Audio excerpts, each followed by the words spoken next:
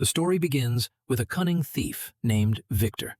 He is being taken to the world's most secure prison, Stonehaven, for life imprisonment after being caught for a bank robbery. Stonehaven is a prison built on a small island in the middle of the sea. Even if a prisoner manages to escape from the prison, he cannot get away because the ocean blocks the path. That is why this prison was considered the world's most secure. Only the top criminals are kept here. But soon, the reputation of this prison was about to be challenged, because a skilled thief named Victor had arrived. Victor had escaped from jail several times before, but this time, he was a bit nervous because this prison was extremely secure. Still, Victor had no intention of spending his entire life here. He wanted to escape as soon as possible. Upon entering the prison, Victor starts thinking about escape. He is thoroughly checked from head to toe and locked in a cell. A guard comes and says to him, "Welcome to Stonehaven." And that's where the real story begins.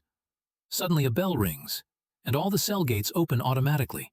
Officers call the prisoners out. Discipline in this prison is extremely strict. Prisoners must follow rules regarding cleanliness and timely return to their cells. Everyone wears the same uniform and comes in line for breakfast. In front of Victor is a prisoner named Slate. Victor asks, "I didn't get any fork. How will I eat noodles?" Slate tells him, "Hey, this isn't your home. Eat what you got quietly." At that moment, a dangerous prisoner named Raven starts teasing Victor. Every prisoner in the jail is wary of Raven. He dominates everyone and has numerous cases of violence against him. Stonehaven houses extremely dangerous prisoners. Slate asks Victor for a little food, and Victor gives him his plate. When Victor looks under the table, he realizes that Slate isn't eating. He is feeding the food to a rat. At night, a guard takes Victor to the warden's office. The warden tells him, "I know you're sharp-minded and intelligent, but that won't matter here. Many like you have come and gone, yet no one survived. Prisoners here follow strict rules.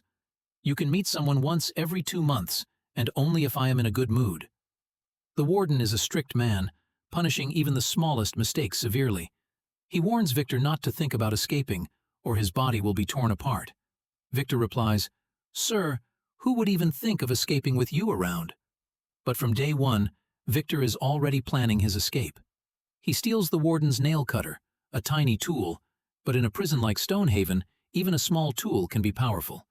He hides it in a Bible upon returning to his cell.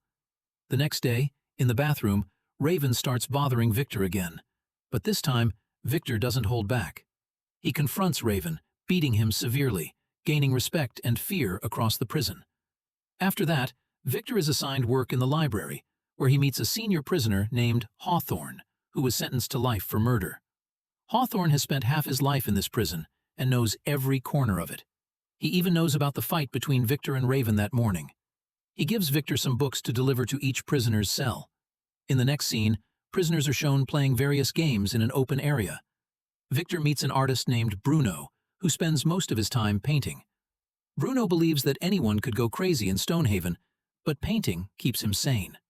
Victor notices a flower in Bruno's painting and asks about it. Bruno explains that it represents his happiness, which exists only in his art, not in life. Victor then notices Hawthorne upstairs. He approaches him, and Hawthorne's men stop him, but Hawthorne signals, "It's fine." Victor confides in Hawthorne, asking for help to escape. Hawthorne laughs, telling him that this is not just a prison, but a grave. Escaping is impossible. The ocean will stop him. Still, Victor is determined. That night, Victor is assigned carpentry work with a daily wage of 50 cents. He agrees, hoping to find tools useful for escape. The next day, he asks Slate about escape routes. Slate explains about the air vents in every cell, which may lead to the roof. Meanwhile, Bruno warns Victor that Raven is approaching. Raven attacks Victor with a knife. The situation escalates, and guards fire from the watchtower, forcing Victor and Raven to stop. Victor starts observing the prison carefully. Both Victor and Raven are taken to C Block, a dark and feared cell where prisoners are tortured all night. After 2 weeks, Victor is returned to his cell, where Slate sends a note via his pet rat saying, "Welcome back, Victor." A new prisoner, Felix, arrives in the neighboring cell. Victor quickly befriends him and introduces him to his other friends. Meanwhile, the warden inspects every cell, including Bruno's, where Bruno's paintings impress him, but the next day he orders all paintings to be destroyed. crushing Bruno's spirit. Victor consoles Bruno and continues helping him. Bruno is later assigned carpentry work with Victor and secretly leaves a flower in Victor's coat, a flower from one of his paintings. Victor notices an air vent with a cockroach, realizing there's a possible escape route. He also learns from Hawthorne that Bruno mutilated his fingers out of frustration over his painting privileges being revoked. Victor begins plotting escape in earnest, collaborating with Felix, Slate, and Bruno. They plan to dig through the walls, create dummy heads, and use raincoats to construct a makeshift boat. Despite challenges like a tiny nail cutter and the risk of guards, they methodically work night after night, crafting tools, drilling vents, and preparing their dummy heads. On the night of the escape, Victor, Slate, Bruno, and Felix finally reach the roof through the vents. They descend past the security towers and reach the ocean. Felix hesitates and eventually denies the escape. The rest inflate the raincoat-made raft and float away, escaping the impossible Stonehaven. The next morning, a guard checks the cells. Felix is caught in his cell, regretting his hesitation, while Victor's dummy head fools the guards. Alarms sound, and the warden begins a search, convinced the prisoners drowned. However, the trio has successfully crossed the waters and gained their freedom. This daring escape earns Victor worldwide fame as a genius.